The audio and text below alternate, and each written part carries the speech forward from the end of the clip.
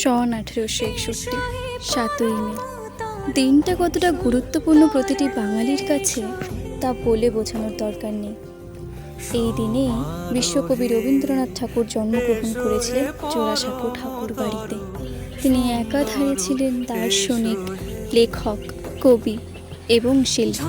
তার লেখা প্রতিটি গল্প, গান ও কবিতা মন কেড়েছে বাঙালির। তিনিই ছিলেন সেই ব্যক্তি যিনি গোটা এশিয়াতে প্রথম নোবেল প্রাইজ জিতেছিলেন।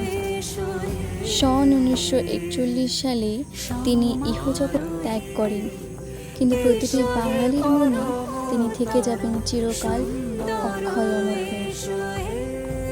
তাই এই বিশেষ দিনে ওনাকে উৎসর্গ করি আমার এই ছোট্ট নিবেদন। সমারোহে এসো হে পরমতর সুন্দর এসো হে। সমারোহে এসো হে পরমতর সুন্দর এসো হে।